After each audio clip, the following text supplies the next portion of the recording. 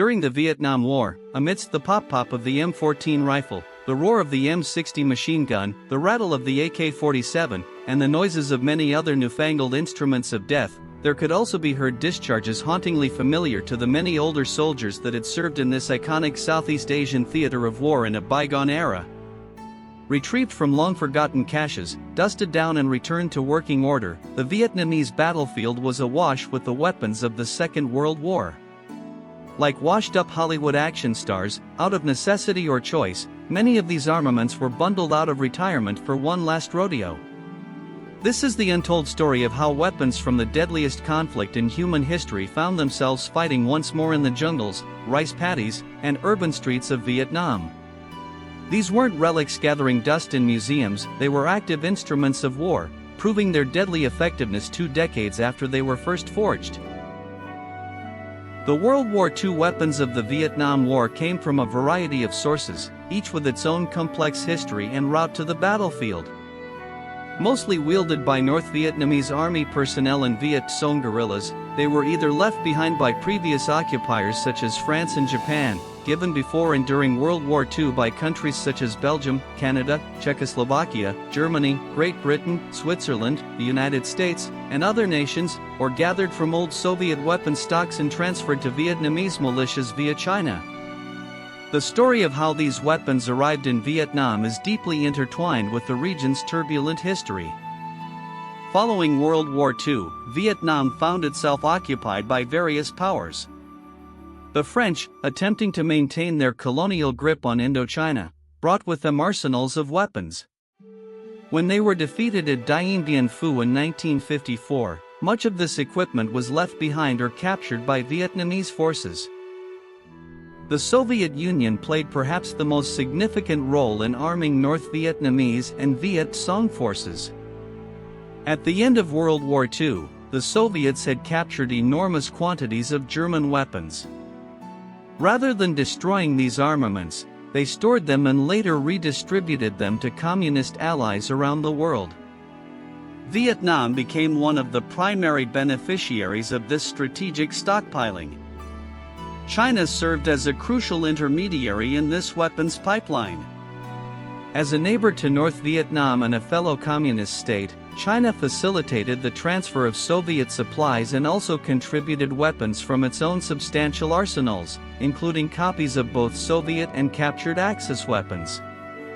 Unlike their less technologically developed enemy who used such weapons more out of necessity than choice, the Americans and their allies were more discerning with their choice of antiquated guns. As such, the World War II pistols, rifles, submachine guns, machine guns, and pump-action shotguns they brought along with them were either modernized versions or were retained in their original form because they were still considered effective. The American military doctrine emphasized reliability and proven performance. If a weapon had served well in the Pacific Theater or European theater of World War II, and if newer designs hadn't significantly surpassed its capabilities, there was little reason to replace it.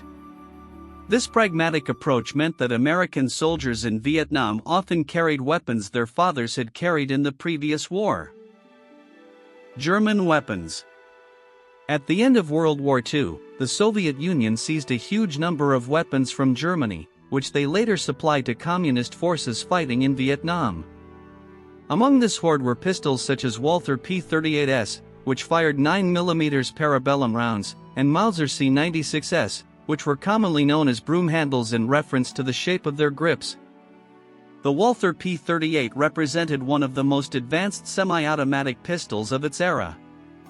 Adopted by the German military in 1938, it featured a double-action trigger mechanism that allowed for safer carrying with a round in the chamber. Its presence in Vietnam, more than 2 decades after its introduction, testified to its robust design and reliability. Viet Cong fighters particularly prized these pistols, as they were more compact and easier to conceal than many contemporary sidearms. The Mauser C-96, with its distinctive appearance and wooden holster that doubled as a shoulder stock, was even older, dating back to 1896. Despite its age, it remained effective in close-quarters combat. Its high-velocity rounds and relatively flat trajectory made it accurate at ranges unusual for a pistol. Some versions could fire in fully automatic mode, transforming them into rudimentary machine pistols. A favorite of the Wehrmacht in World War II, the MG34 machine gun was used in Vietnam and was extremely effective in an anti-aircraft role against American helicopters. Having a rate of fire of 800 rounds per minute and accuracy up to 2,000 yards, it posed a significant threat to low-flying aircraft. However, it was eventually phased out as its limited German 7.92 by 57 mm ammunition supply depleted. The MG34 represented a revolutionary design when it was introduced in 1934. It was one of the first true general-purpose machine guns, capable of serving in both light and heavy machine gun roles. Its quick-change barrel system allowed for sustained fire without overheating, making it formidable in defensive positions. In Vietnam, North Vietnamese forces mounted these weapons on improvised anti-aircraft mounts, creating serious hazards for American helicopter pilots during landing and takeoff operations. The powerful STG-44, the first assault rifle mass-produced on a large scale, had been introduced to the German forces in the latter stages of the war and also had a great impact in Vietnam. This revolutionary weapon bridged the gap between submachine guns and full-powered rifles, firing an intermediate cartridge that balanced power with controllability. Its selective fire capability allowed soldiers to switch between semi-automatic precision fire and fully automatic suppressive fire. The STG-44's influence extended far beyond its direct use in Vietnam. Its design principles heavily influenced the development of the AK-47, which would become the most iconic weapon of the Vietnam War.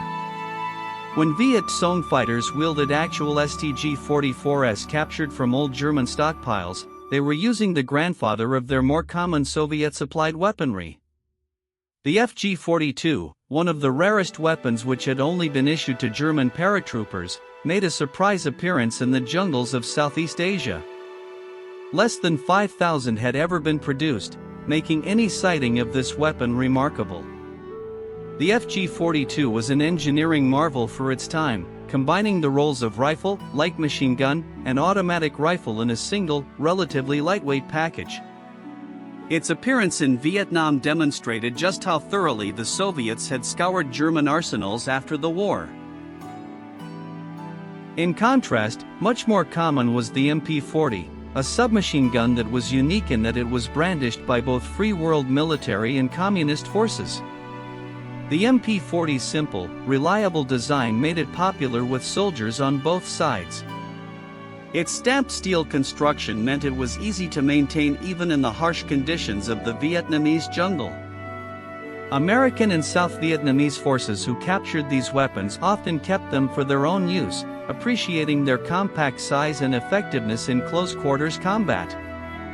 The Mauser 98K bolt-action rifle, the most widely produced German firearm of World War II, also saw lots of action in Vietnam until its eventual replacement by the SKS and AK-47 in the 1960s.